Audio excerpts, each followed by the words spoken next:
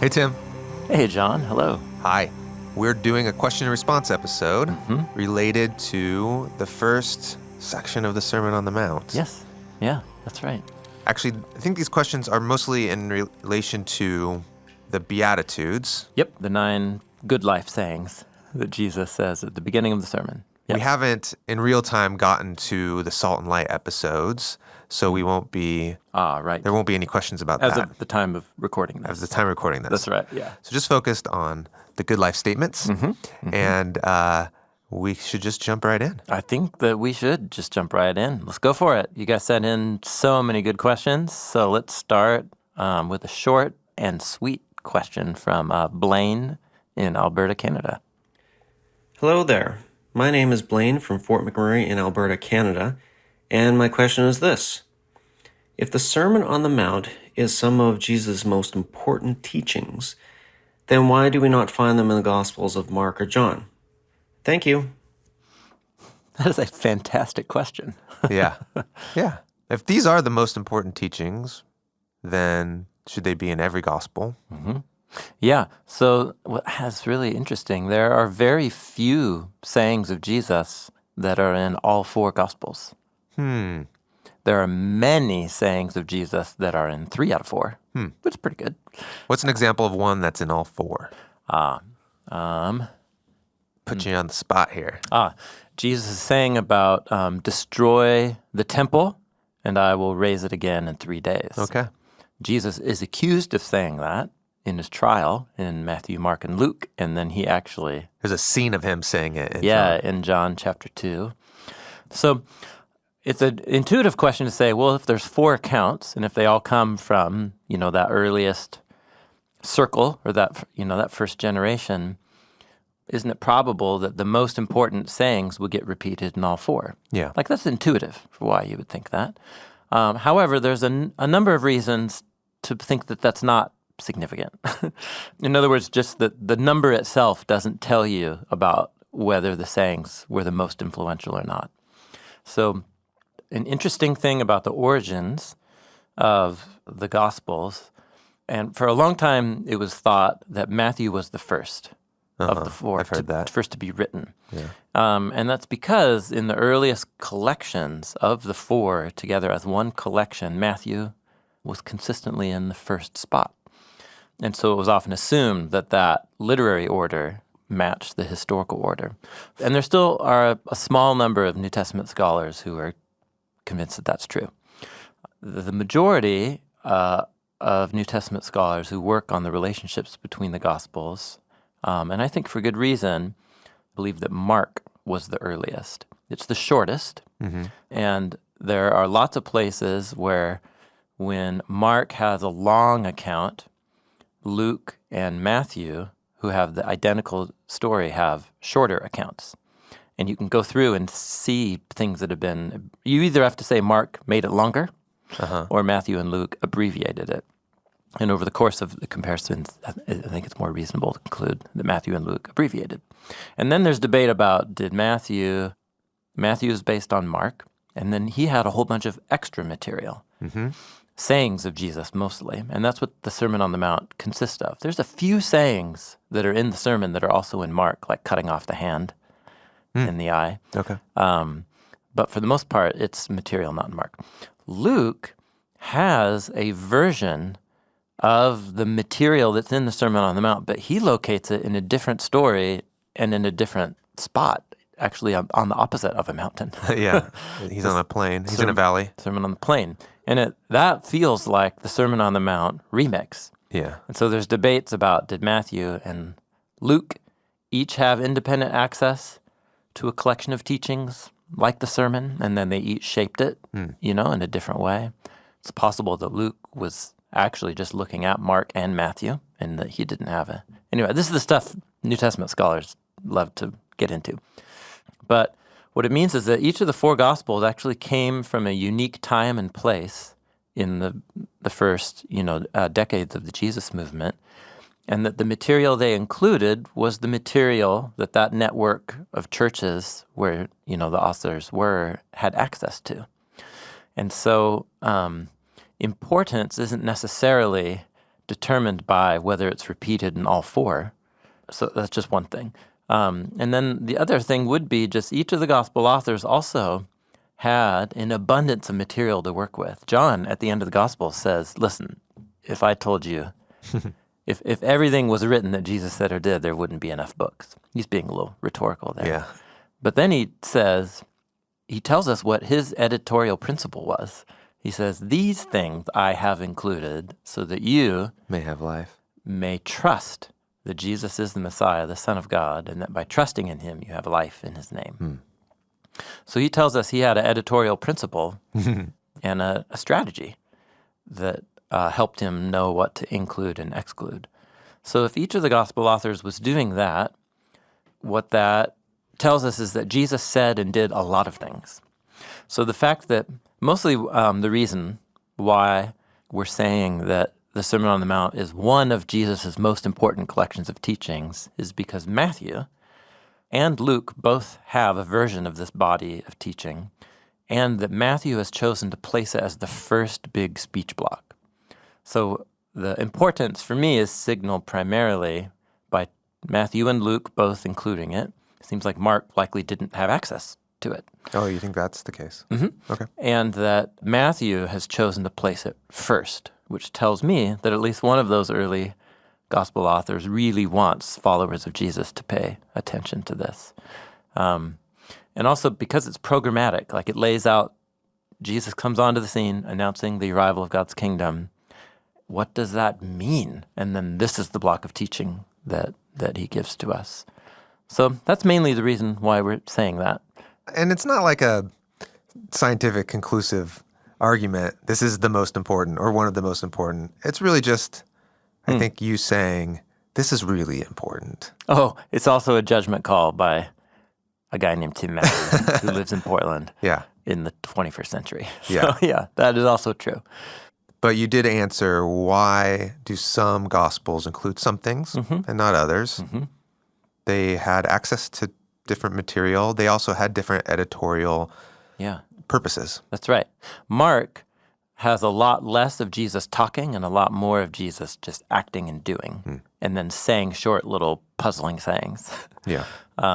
Jesus talks more in Matthew and in Luke and John than he does in Mark. So Mark's more of a narrative set of claims about Jesus, whereas in the other Gospels, Jesus talks more. And then in Matthew, all of Jesus' talking has been structured into the 5 big speech blocks.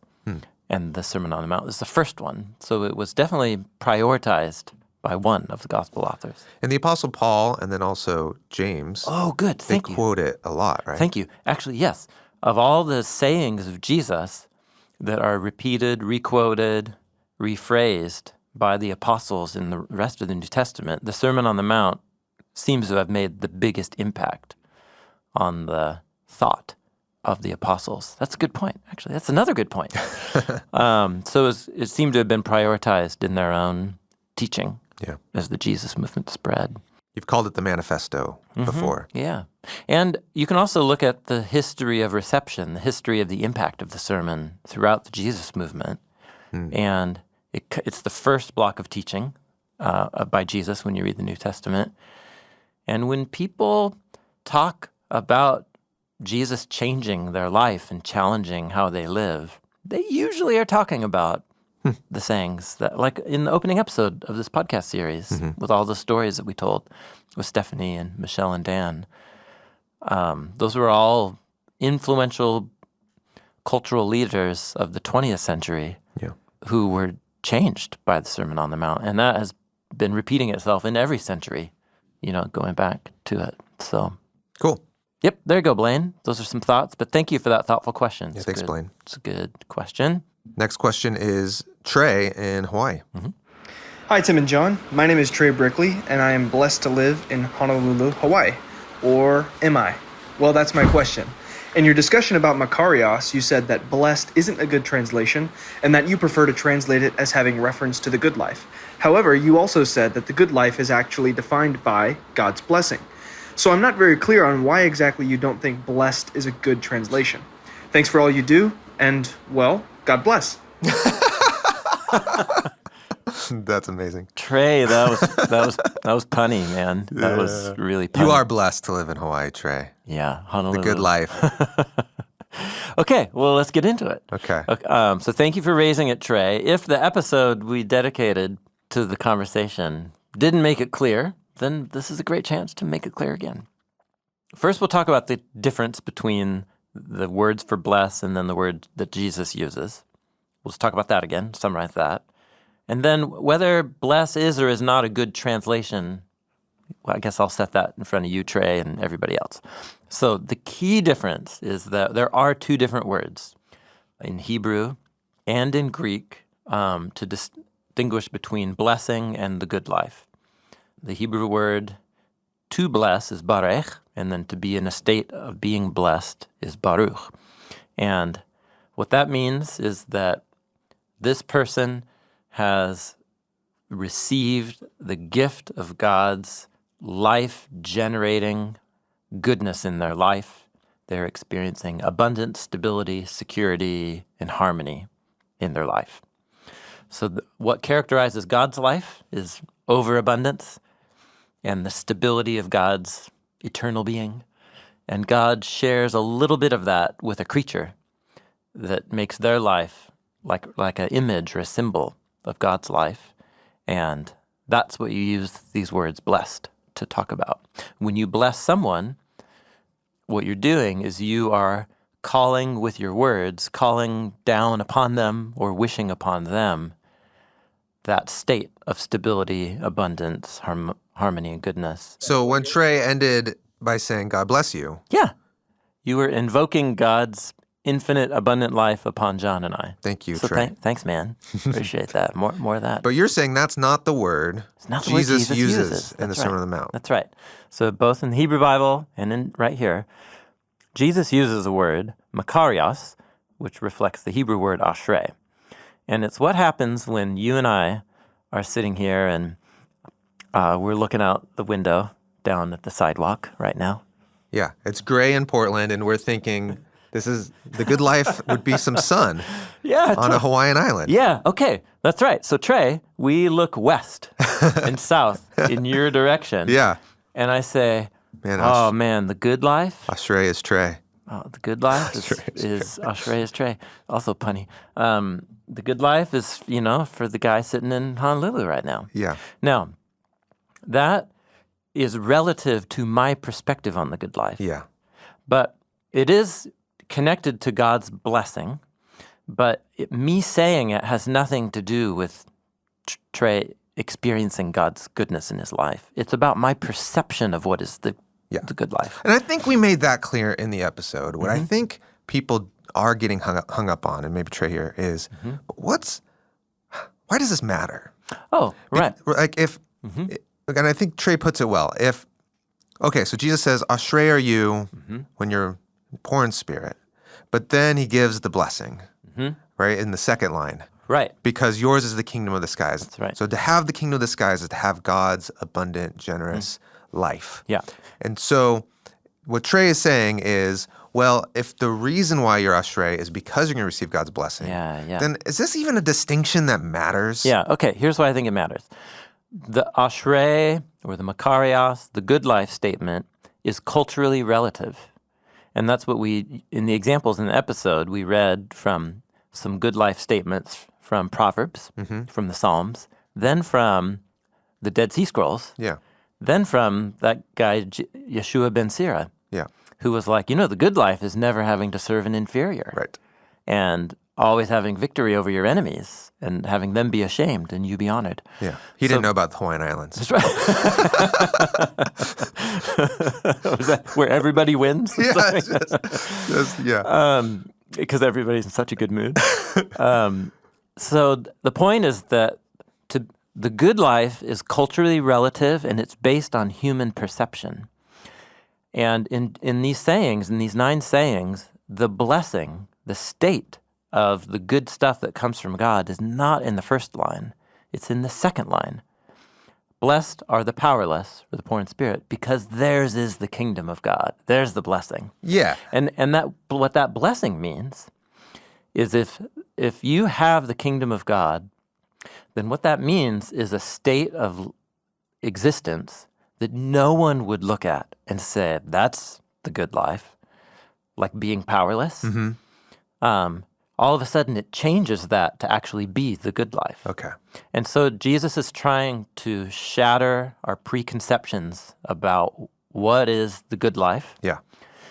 because the blessing of God's presence and kingdom and rule has come to the powerless, which means that the powerless are now experiencing the good life. Yeah. There's a deep connection between the good life and blessing, but I think we miss the culture-shattering move that Jesus is making Yes. when we blend the two together. Does that make sense?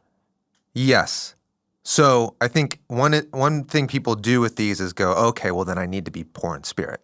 And that's the wrong way to think It's about not what this. Jesus is saying. Jesus isn't especially, saying, at least in those first three. yeah, go and be poor in spirit because yours will be the kingdom of heaven.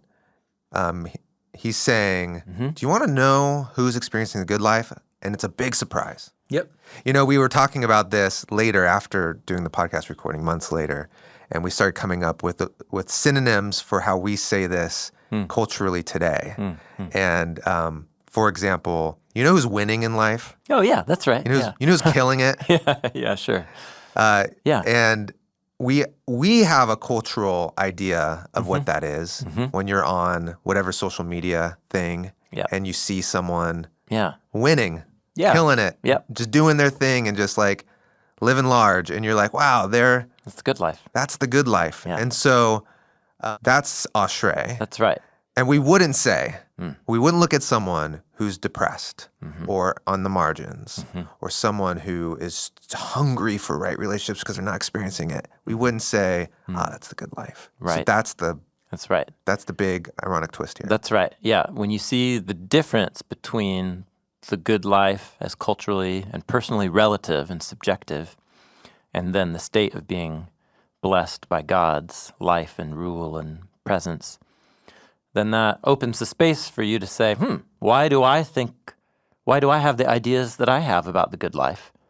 And maybe my perceptions are completely upside down of Jesus's. And so Jesus is redefining who are the blessed ones by God, and that redefines also what is the good life, which kind of gets into the next couple questions about the first three in particular. But that's the difference between the two that I think is helpful, because it's not just about how do we translate it; it's about what does Jesus mean by the different words that he uses. Jesus didn't mean, hey, do you want to find God's blessing? Be poor in spirit.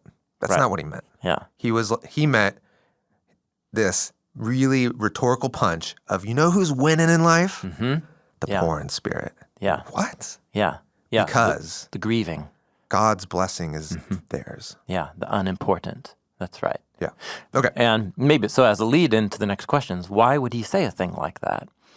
And remember, these are the words in Matthew 5 that come directly after we were just told Jesus went around announcing the good news about God's kingdom, saying the kingdom of God has come near. And there were surrounding him the sick, the poor, those with illness, those influenced by evil spirits. So he's actually talking to people who are poor in spirit, that is powerless, the unimportant, right? Those grieving. And he's saying the kingdom of God is yours in this moment. And that's the surprise that the first lines have. So I think that helps us move towards a number of questions now. The first one about that is Colin in Colorado. Hi, my name is Colin and I'm from Denver, Colorado.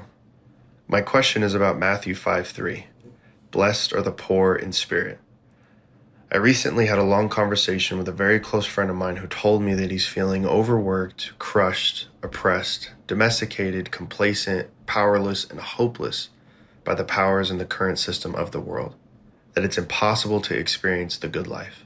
Why does this verse and the Sermon on the Mount as a whole matter to people who feel and think this way? Thank you, Bible Project, for all the amazing content. What you guys do means more to me than words can explain. Wow. Thanks, Colin. Yeah, thank you. Great question. Yes, and thank you for that honest, really important, honest question on behalf of your friend. I don't know if you meant this, Colin, but you chose 7 adjectives. You're counting that. Overworked, crushed, oppressed, domesticated, complacent, powerless, and hopeless. Yeah, whenever there's a list of things, I've been trained Just by to the count 'em. biblical authors to count them. It's a powerful list. Yes, very powerful. It paints a picture of, I think, of how a lot of people feel, Yes. especially when, as you put it, there's bigger systems at play Yeah. Yes. that you feel sometimes powerless to. Yeah, that it's impossible to experience the good life. So I think why, Colin, I wanted to, name and share your question is I think your question is raising the very paradox and surprise of what the shock of what Jesus was saying. In other words, I think your friend is actually experiencing the shock that Jesus intended people to feel and hear when he uttered these good life sayings. This should be a reaction. This is the natural intended reaction that Jesus wanted people to have, people whose lives are terrible. And what do you mean that I'm the recipient of the good life? And what I don't think what Jesus is not saying is your current conditions of being powerless and grieving. He's not saying That's good. that's good. What he's saying is something is happening in this moment. So we have to first locate ourselves in the actual story where Jesus is saying these things and to whom he's saying them is to people who are experiencing life like your friend, Colin. And so what makes their situation all of a sudden the good life is because Jesus was standing right there offering them and inviting them into communities where they would begin to experience the reality of God's kingdom that will transform their life experience. It most likely will not change their circumstances. Like these people will, right? The people Jesus spoke to and taught, sometimes their encounter with him healed their bodies for a time, but they eventually got sick again and died, and all those people are dead. It's not like, Yeah. So any healing that even just Jesus did for people was, in a sense, kind of a relative to their mortality. Yeah. And so really, I think it's forcing us to reimagine if I could be a part of a community of people centered around Jesus who are learning to share generously and who are learning to forgive and to love. And no matter what social rank we come from, we all sit at the same table and gather when we gather in the name of Jesus and are treated with dignity. Those are the kind of communities Jesus formed and was forming, right, by the ethic of the Sermon on the Mount. And if you were part of a community like that, Jesus saying that's beginning to participate and experience heaven coming to earth. And in that sense, your life circumstances, no matter what you're in, can be said to be called the good life. That's what Jesus is going for. So Jesus is naming the thing that's happening in the moment that he says the words and forms these communities. And so, Colin, you said it feels impossible to experience the good life when you're overworked, crushed, oppressed, domesticated, complacent, powerless, and hopeless. And in one sense, that's true. But in another sense, what if it's not impossible?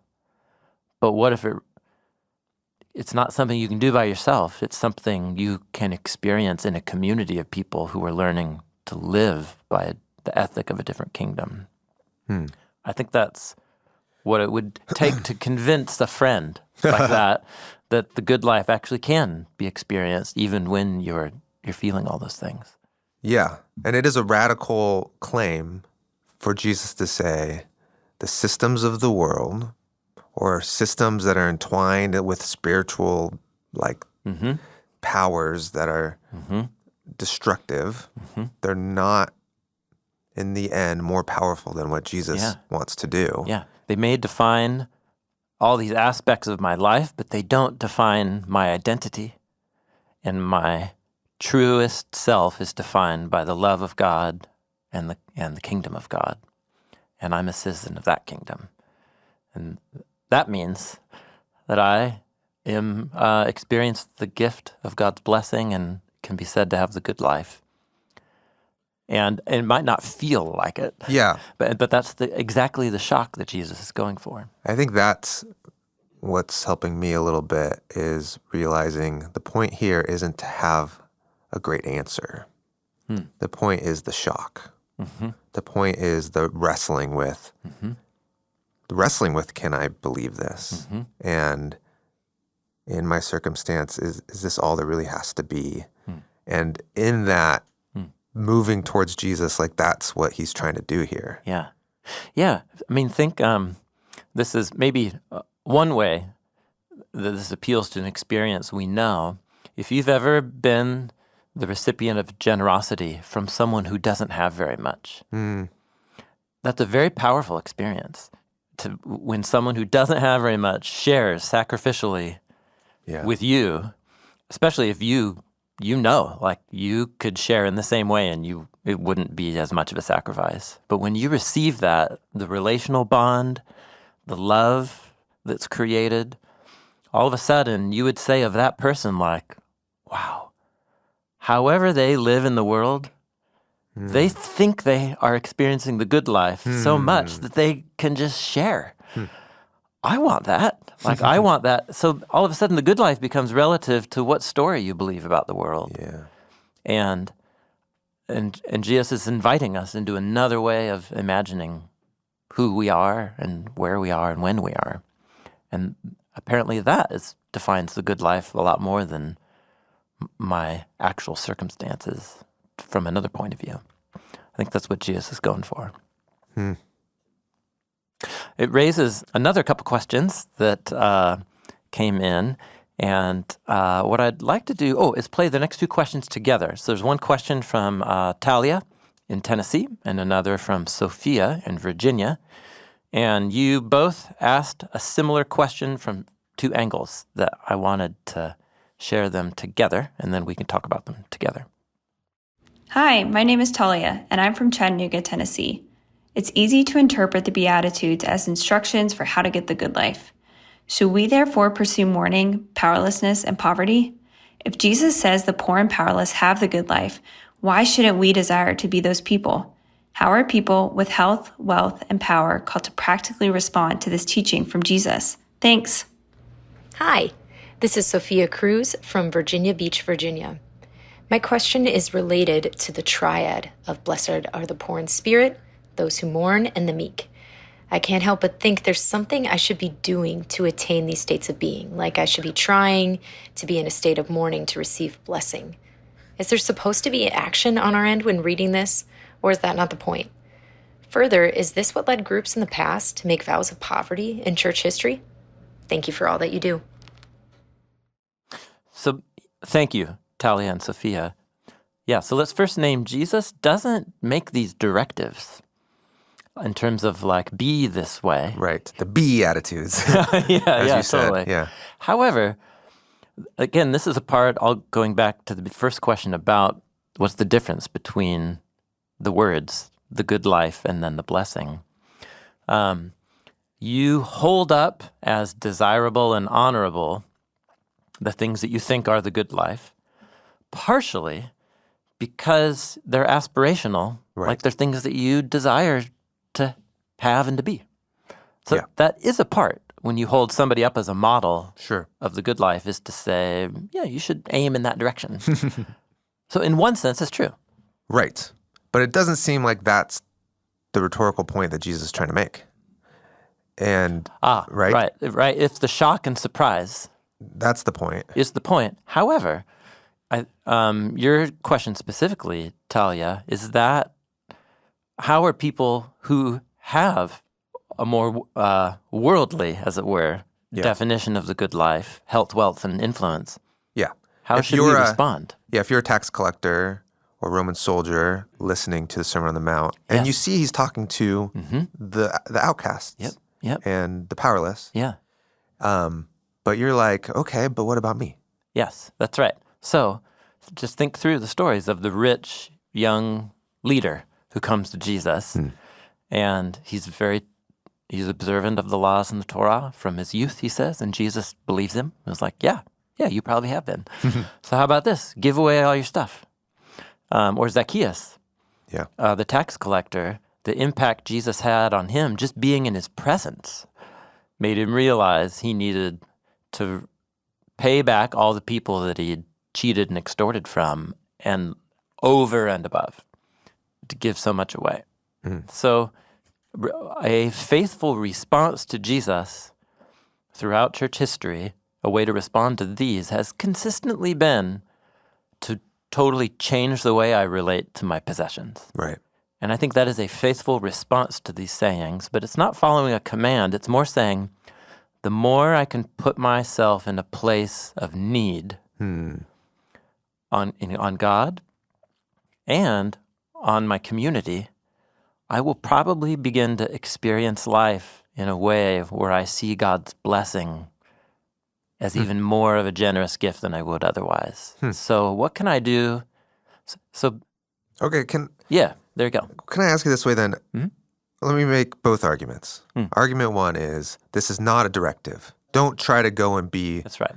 The Beatitudes are not the same as what he said to the young ruler, which is go sell all you have and give to the poor. So, blessed are the powerless. The directive isn't go and try to become powerless.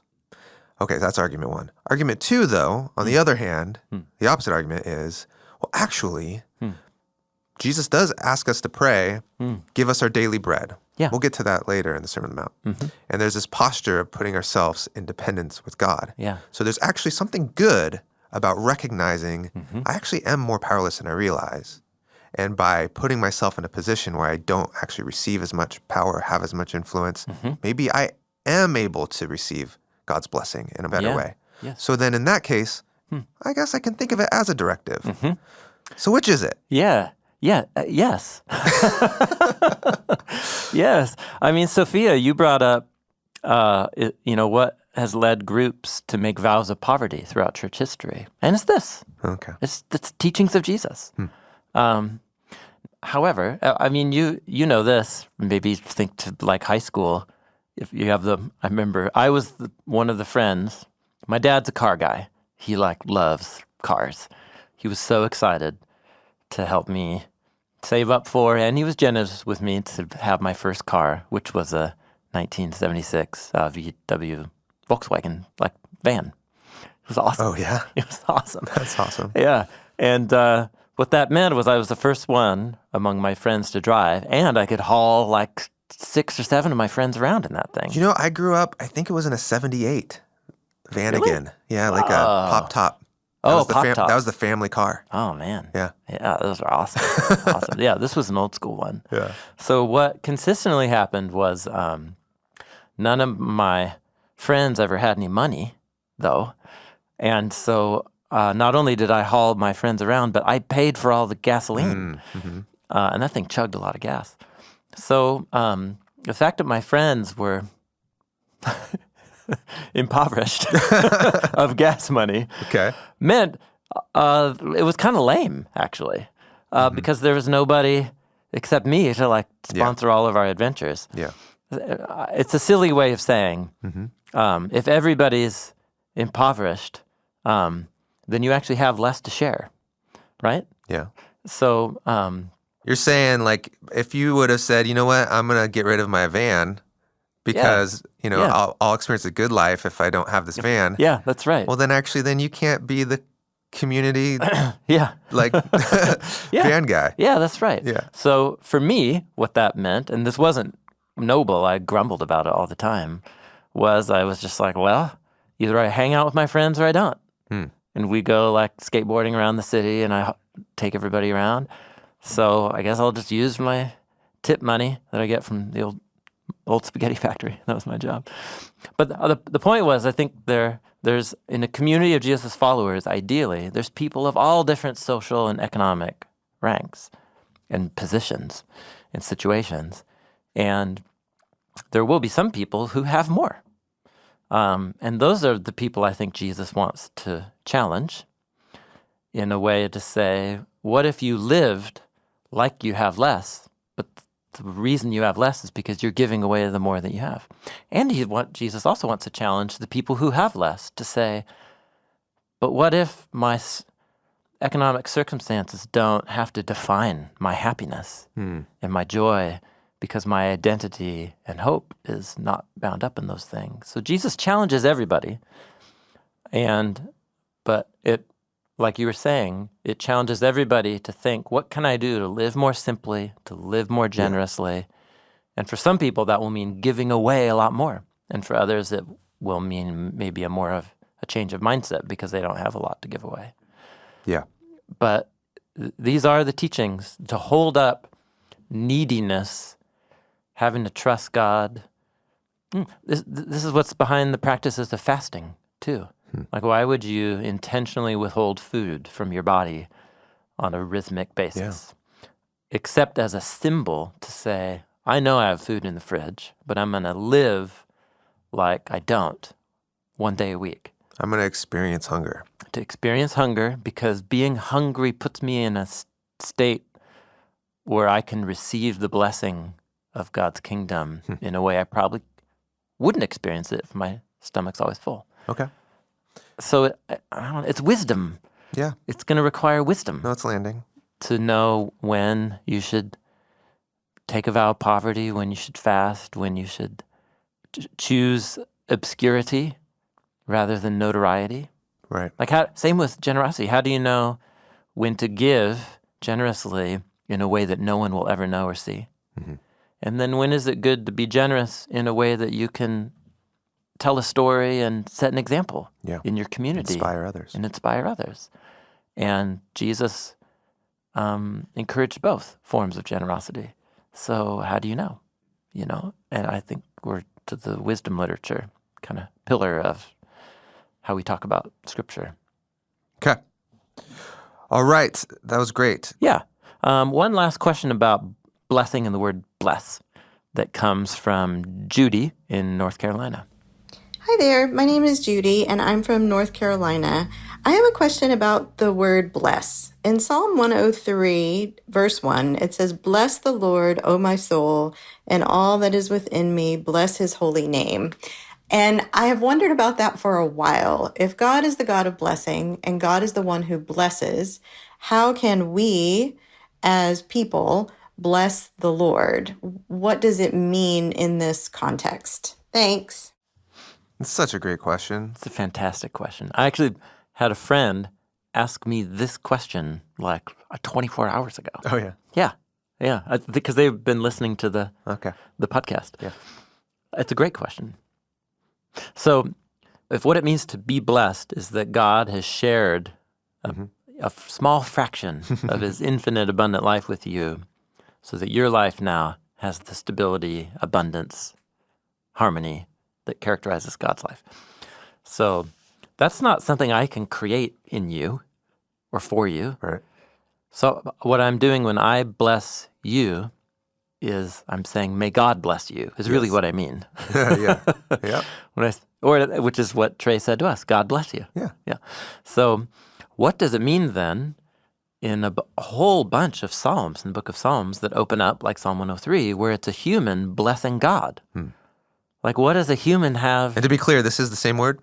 It's Baruch. Barech. Barech? Baruch is the passive, Okay. to be blessed, and Barech is To bless. to bless, or to speak a word of blessing. Okay. So how could a human ever bless God Yeah. if How God could you is give the God source? any more abundance? Yeah. So in a way, so here's what's interesting, is that many of our English translations, when it's a story or a moment that's talking about God blessing a human, it will translate barech with the word bless. But when it's about a human bareching God, many English translations don't use blessed. They use the word praise. Yeah. Yes. So here's the NIV, New International Version of Psalm 103 that you quoted, Judy, begins, "Praise the Lord, Okay. O my soul." English Standard Version, "Bless the Lord, O my soul." So what the New International Version is doing is saying, even though it's the same word, technically, Yep. it's a different nuance of meaning, because when God speaks a blessing over a human, that's a blessing. It's going to happen. When a human blesses God, really what is really happening? What we're doing is we're naming with our words the things that God has given to me. Mm-hmm. I reflect back and I name that as being true about God. Okay. So if life and goodness and security, stability, abundance, if those are the things God's shared with me, then for me to barech God is essentially to just speak what is true about God. God, you are the blessed one. Yeah. But it's sort of like any category I have of blessing that I would bless God, I'm just naming God as the source of any good thing that I've ever experienced. You are, and because blessings are things that happen with words. So when God speaks a word, and that person is blessed. And then here are humans speaking holiness, goodness, abundance to God, not because we can give it to God, but because we just want to claim it is true about God. Yeah. It's an alignment of sorts of saying, like, we understand what's true about you, God, and we want to align ourselves with that. Yeah. Yep. Here's a line from a very helpful dictionary, a theological dictionary of biblical words that I've used a ton for the Hebrew Bible. Is called the New International Dictionary of Old Testament Theology and Exegesis. NIDOTTE. Edited by William Van Gemeren, but it's created by dozens of scholars. So in their entry on the word blessing, they have a whole paragraph that addresses this very question. And I'll just quote from it here. God blesses human beings by speaking well of them, thereby imparting blessing, that is, good things, to them. So they are blessed. Human beings bless God by speaking well of God, attributing the blessing and the good things to Him. And so God is blessed, that is, praised or praiseworthy. Or you could say, God blesses people by conferring good upon them. People bless God by praising the good in God. So I find that to be a helpful definition. But it's a good question. It's sort of like you hear the phrase, bless the Lord, O my soul, and you're like, oh, I think what probably in our minds we just say praise. Yeah, I think language is such a flexible thing. We begin to intuit what we mean with language pretty naturally. Yeah. So I agree. I think people translate it on the fly in their own mind. I know what that means, to bless the Lord. It doesn't mean I'm going to give God something, but in a way, God is asking me to give Him something, and what I could give Him is my heart posture through the words that I confess. So kind of intuitively makes sense, but then once you really start digging at it and think about what the word bless really means, it does seem confusing. Like, why are we using that word? Yeah. And so then it makes sense why NIV would say, well, here's another word that will maybe help the confusion. Right. That's right. Yeah. Yep. When God speaks good on someone, it happens. When humans speak good of God, we're not causing anything to happen to God. Right. But what we are doing is naming God as the source of all good. And so good on you. Good on you, God. Isn't that that's an Australian turn of phrase, isn't it? Good on you. Sounds like it. Anyhow. Just reminded me that I learned goodbye isn't actually like, I'm saying bye and I want it to be good. It comes from God be with you. Oh, really? Yeah, originally. Goodbye is just it's a truncated God be with you. God be with you. God be with you. God be. I mean, over centuries and centuries. Goodbye. Yeah. Yeah, you can look at actually I Shakespeare has a bunch of versions of it that I get it. But so when you said good on ya, I wonder if that has like a God be with you, God. Oh, I was thinking as a truncated form of good be upon you. Good be upon you. May good be upon you. Yeah. Okay. Yeah. Okay. Yeah. Cool. But it sounds like a funny thing to say to God. Yes. Like good on you, God. As Way if to go, God. is deficient of goodness and Well, in a needs way- me to heap in a a little way- more on him. Isn't all like worship and praise kind of have inherently that Yes, dilemma, it does. right? Thank you. That's exactly right. Yeah. Yeah. Like, what are we doing? Yeah. When we say, the Lord's Prayer, may your name, hallowed be your name. Yeah. Is God's name not holy? Yeah, unless we say it. Yeah. Right. So again, that's why in our conversations that are to come, we translate that, may your name be recognized as holy. It's Yeah. about, may more people come to recognize what is true about you, whether we think it or believe it or say it or not. God's holy. But when we say, holy are you, O God, it's more like we're coming to terms with reality. And in a way, that's what all praise is, isn't it? Yeah. Coming to terms with Yeah. reality. That's a great way to put it. Okay. How about a question about righteousness? Remember, Yeah, let's get out of poor in spirit. the good life belongs to those who hunger and thirst for righteousness. Patrick, you had a great question about righteousness. Hello, this is Patrick from Atlanta, Georgia. I have a question about righteousness. At one point in previous talks, you said that righteousness is being in right relationship with God and others. However, in these talks, that definition seems to be simply right relationship with others, making a better world the quote-unquote good life. I had understood it was a three-way righteousness that makes a better world and allows you to experience that it's so good, part of the kingdom right now.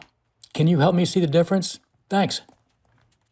So, do you know what he's referring to, the three-way rightness? I think what he's probably referring to, Patrick, you can correct me if I'm wrong, is right relationships with God, 1, with people, 2. and with creation. 3. Okay. Like kind of the Yeah. triangular setup of the Eden story. Makes sense. Yep. Yeah. So, yes to that. Yeah. Yes to that. That's exactly right.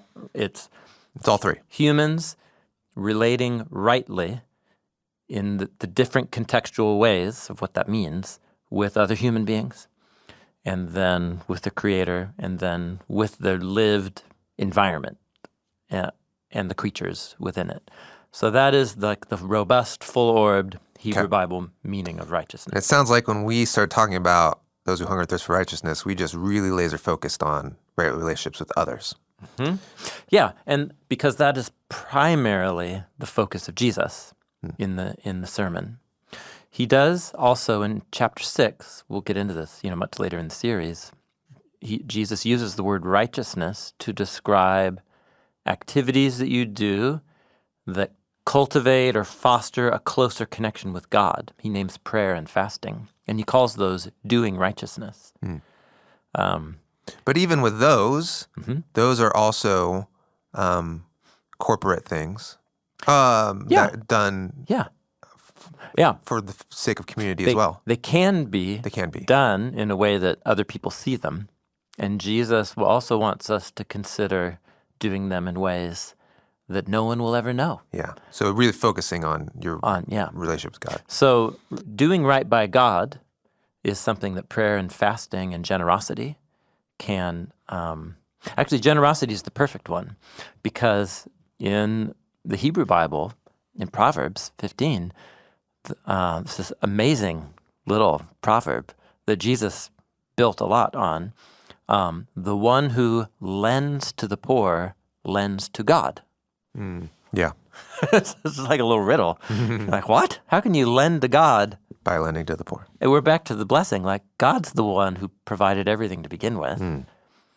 But in lending to the poor, you are lending to an image of God, and therefore you are lending to God. So Jesus' teachings on righteousness, I think, assume that close bond. The way I relate to other humans is interwoven in the closest possible way to how I relate to God. You've brought up before, I love that you talk about when Jesus is asked, what's the greatest commandment? And he's like, I'll tell you the greatest commandment. Oh, yeah, right. And then he actually gives 2, Yeah, but he calls it the greatest commandment. yeah, that's right. And the 2 are love God with all your heart, soul, mind, strength, and love your neighbor as yourself. That's right. but he doesn't think of them as separate. He calls them the great commandment. Yes. Yeah. There are two commands that are the greatest commandment. Relate in a right way with your neighbor and relate in a right way with God. Yeah. And actually those two are the same thing. Yeah. Yep. In doing one, you are also doing the other. So in that sense, Patrick, the three-way righteousness of how I relate to people, how I relate to God, how I relate to creation, we can tease them out, and they are distinct from one point of view. But also, I think Jesus takes for granted that from another point of view, they are so closely bound together, they're not really different at all, which is why he can fluidly move back and forth between teachings on how you relate to people and teachings on how you relate to God, because they're really aspects of one thing. And that's true of how righteousness is used in the Hebrew Bible as well. So how you do right by God is doing right by others. Even back in the Abraham story, which we talked about in that very episode, is that Abraham does right by God when he trusts in God's promise that he will have a big family. Yeah, which is a relational thing with God. That's right. And then in the very next story, when he and Sarah don't trust God to provide them a child, they hurt someone. They end up hurting their Egyptian slave, abusing her.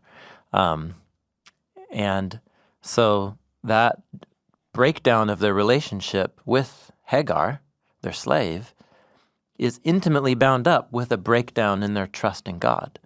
And trusting in God would have maintained right relationship with Hagar. And so that's a good example of how they're bound together. Yeah. So this is a point, and I'm glad you raised the point, Patrick, and asked the questions, because this will underlie the logic of so many more things in the Sermon on the Mount. All right, let's hear a question from Tetsa in Nigeria.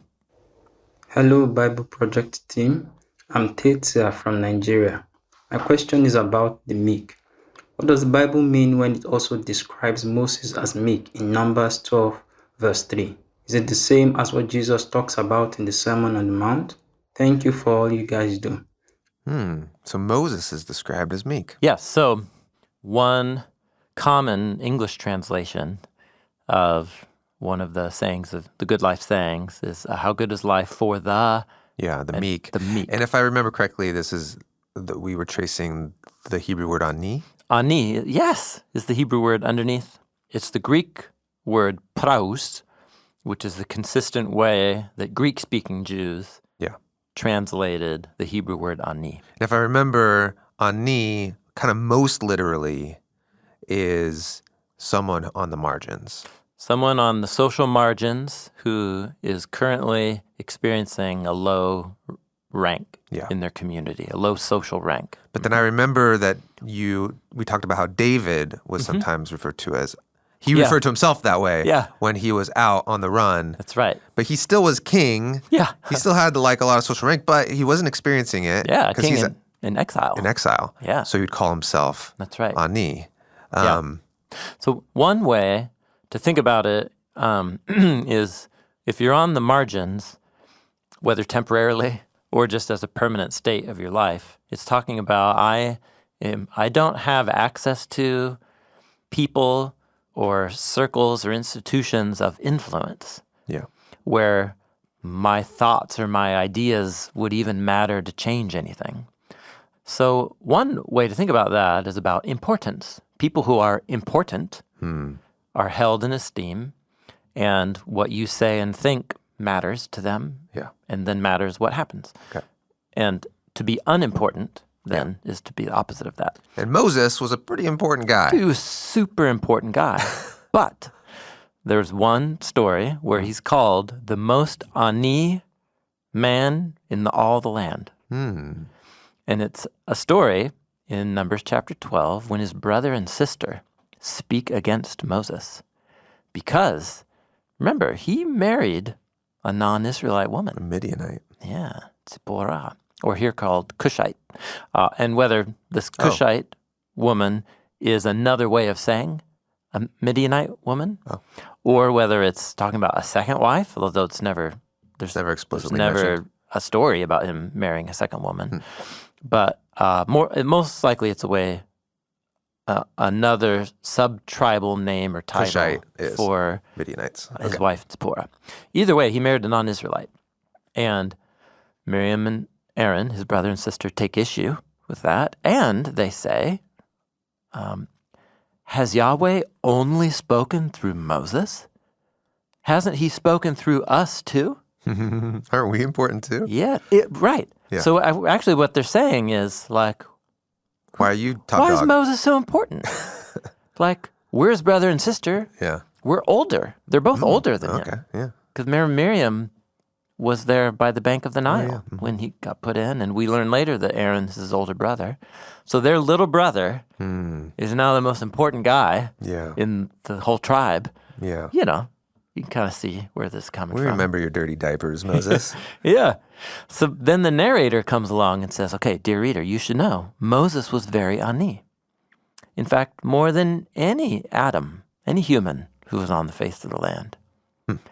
So Moses wasn't the kind of guy who walked around acting like he was the most important person. And so much so that his brother and sister take advantage of that and are just like, yeah, he's just our brother. Okay. What's so important about this guy? And then this was translated in the NIV here as, no, this is NASB, as humble. Yeah, so NASB has Moses was very humble. New American Standard, Moses was very meek. So, in a literal sense, it is someone unimportant. But then it can be described as someone who has a disposition in which they aren't trying to impress people with their importance. That's right. Which we would call humility. Yes. And what humility is you truly believe and you act like you're not the most important person. Okay. And but sometimes you really are an important person, but you believe that you're not. Yeah. You believe everyone else is just as important, and then you act like an unimportant person. So that's one. Yeah. But then ani and the Greek word praus can also describe, and more often describe, people who actually are unimportant in their social setting.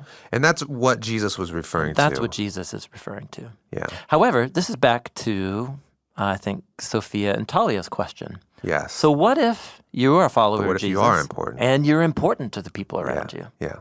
How vital is it then to recognize? Do you give up that seat on the board you're on, or the position of power?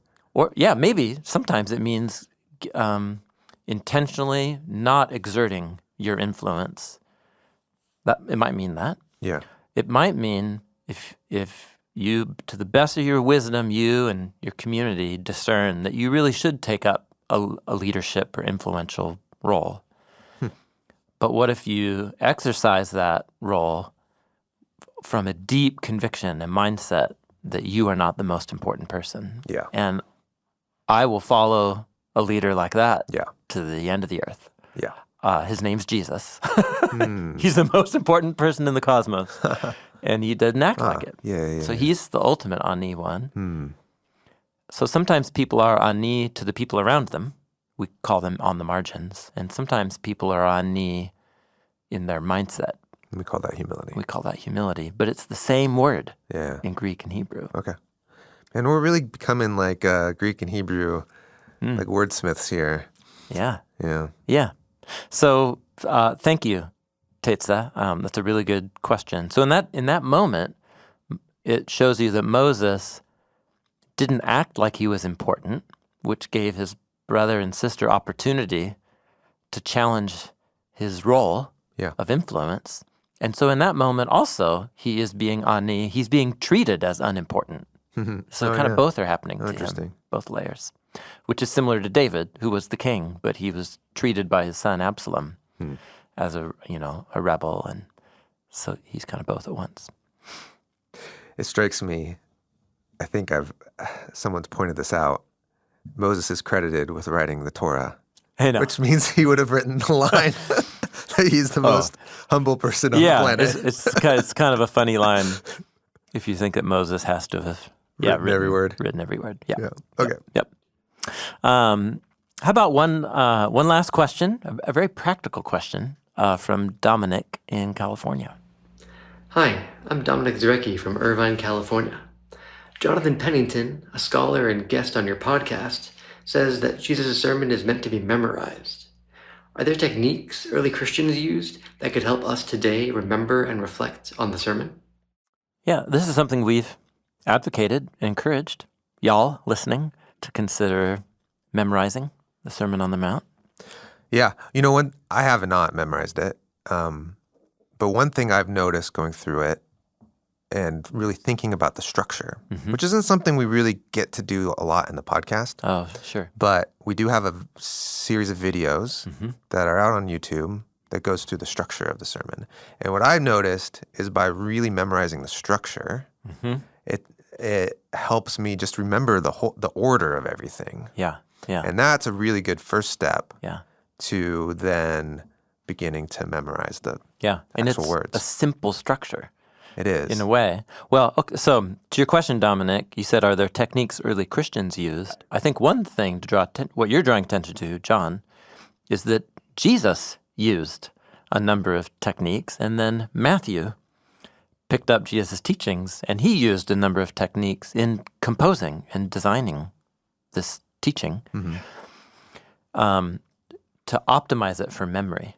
So the speech is actually already designed for ideal memory retention if you understand its literary shape, because it's 3 parts. Each of those 3 parts have 3 parts, and then within them, each of those 3 parts have 3 parts. And often those 3 parts have little triads. But as you begin to memorize them, if you just straight up began rote memorization, you will begin to feel the cadence of 1, 2, 3, 1, 2, 3, 1, 2, 3. And what you'll see is that the flow of thought actually works like that. 1, 2, 3, 1, 2, 3, 1, 2, 3. It's a waltz. And it'll be a closure. And so the thing is actually designed in terms of words, cadence, and flow of thought to work in these triadic shapes. And it just turns out that the way human memory, short-term memory retention works is when we can memorize things in bundles, and then in bundles of bundles, kind of like phone numbers. There's something about the 7 digits. Yeah. That if you add an 8 and a 9th, it mentally changes the game. But something about memorizing 3 numbers. Plus 4 numbers.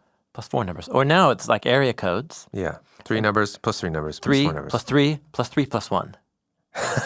That's like a standard phone number shape. Yeah. And that's often 3 plus 3 plus 3, or often biblical authors, and sometimes in the sermon there'll be a 3 plus 3 plus 3 plus 1. That's the plagues. 3 plus 3 plus 3 plus 1. That's the shape of the 10 plagues. Exactly. Yeah. So, Dominic, one thing's already been done for you. Like the sermon's already been optimized for memory retention.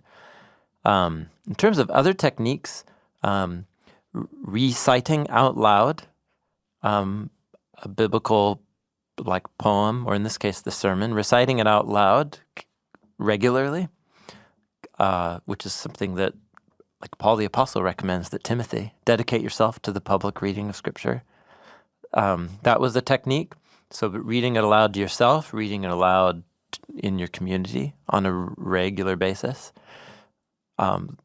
Really, just if you start to read it out loud to yourself regularly, it won't be long before you won't have to look at the page for every word. It's sticky. And so maybe, I don't know, try 3 months of just reading it out loud every evening or every morning or both and see what happens. And then start closing your eyes and just see what happens. Cool. Yeah. Well, we're going to continue to do Q&Rs throughout the year. They're going to come out later talking about episodes further down the line. So if you're listening along live, you're going to notice these questions are responding to kind of older episodes. Oh, earlier in the series. Earlier in the Right. series. Yeah. So we'll do another one and we'll try to catch back up. Yep. And And we'll do, I think we have 4 or 5 of these throughout the year. Great. So this is the first. Yeah. We love hearing from y'all. Yeah. And your questions. Such good questions. So, thank you, everyone. Thank you for sending them in. We're glad that walking through the sermon slowly is so helpful. It's certainly been a huge impact on us as we've done it. I mean, we've been thinking and working in this for a couple of years now, and it has been such a gift to focus on this. So we hope it is for you too. Yeah. BibleProject is a nonprofit, and we exist to experience the Bible as a unified story that leads to Jesus. Everything that we get to make, it's all free because y'all are paying for it. So we're just keeping it free. Yeah. That's the plan. Yep. Thank you for your generosity. Thank you for your enthusiasm for this. And we're glad that it's helpful for you. It has been transformative for us too. So let's keep going. Onward and upward.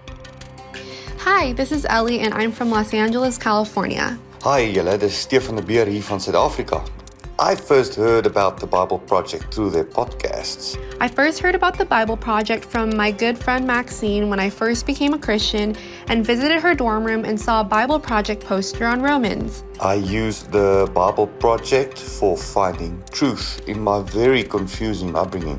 I use the Bible Project to strengthen my knowledge of the Word and grow in my relationship with God through learning more about Him and how He desired to convey Himself through the Word. My favorite thing about the Bible Project is the podcast conversations and topics that paints a clear image of who Yahweh is and what He has done for the world through His Son, Jesus Christ. My favorite thing about the Bible Project is that they help me better conceptualize and visualize themes and storylines as I read through different Bible stories and books of the Bible. Ons glo die Bybel is 'n verenigde verhaal wat lei na Jesus.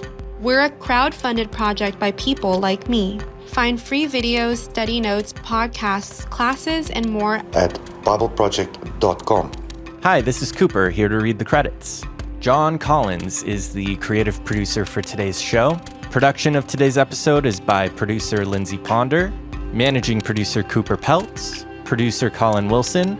Stephanie Tam is our consultant and editor. Tyler Bailey is our audio engineer and editor, and he also provided the sound design and mix for today's episode.